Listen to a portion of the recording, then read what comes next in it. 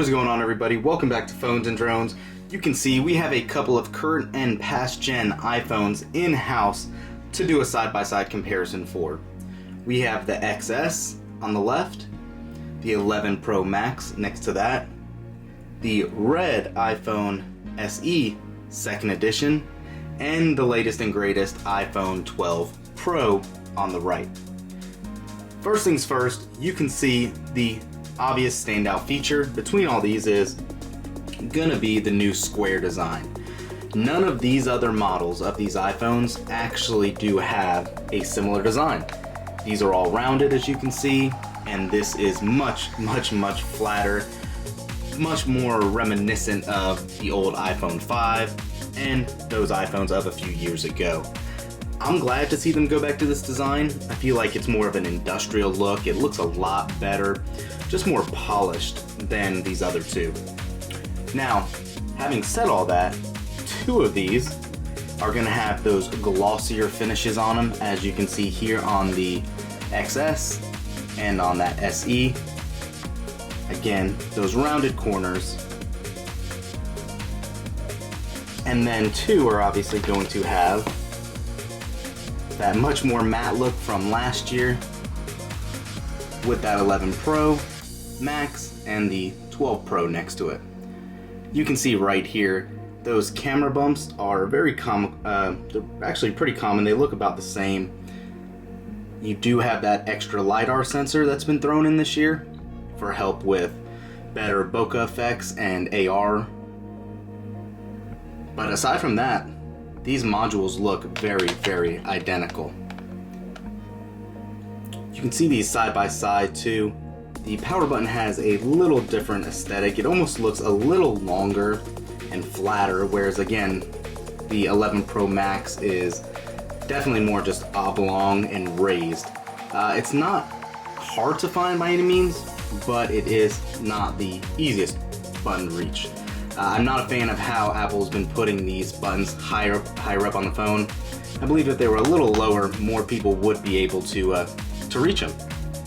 Now obviously you have that much larger display on the 11 Pro Max than the 12 Pro, but you are getting very comparable specs behind these. Unfortunately, none of these years' models gave us that 120 Hz display.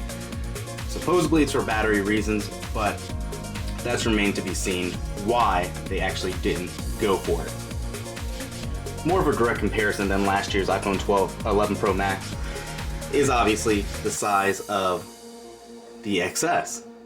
This has a smaller display, but you can see the package is actually almost identical.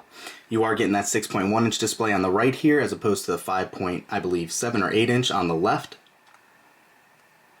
And you can just see what Apple did for the footprint really made a difference here.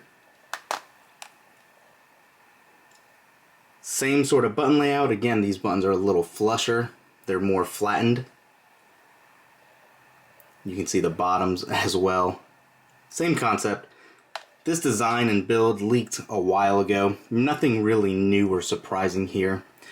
The big advantage now, if you're going to go from a couple-year-old model to a brand new Pro or Pro Max, you're going to get that extra lens on the Pro variant. You're going to get a little better sensor. You're going to get some new, much improved battery life, I should say. If you're coming from the XS, if you're coming from the 11, maybe not so much, but keep that in mind. One phone that's sticking around with this year's model is the 2020 SE. And for a price point, obviously, you really shouldn't compare the two. Single lens, triple lens, much bigger battery. Not great battery life, to be honest with you. Better build quality, I would say. IP68 resistance over the IP67 resistance on here. Not a big deal. What was done for the SE to cut corners and all that really is minimal. Has still a high-end processing chip in here. It's a great phone.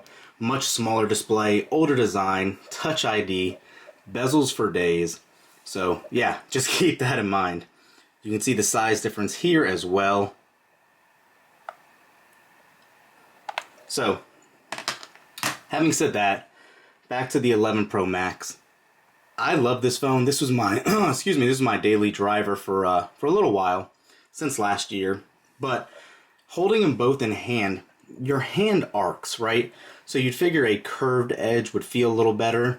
Not necessarily the case.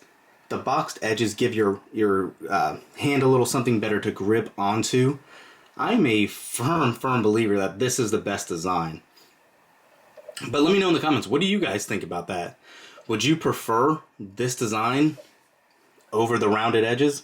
I'm glad they kept that kind of frosted back material. It definitely helps with the fingerprints. You can see obviously the Apple logo does still collect them, as you would expect. But yeah, this is the graphite color. There's some awesome other new Pacific blue color that's come out. You obviously have your rose gold, your silver, and all that.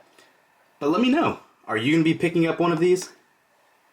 Thanks for watching, guys. Stay tuned to the channel, thumbs up this video, and we'll catch you in the next one.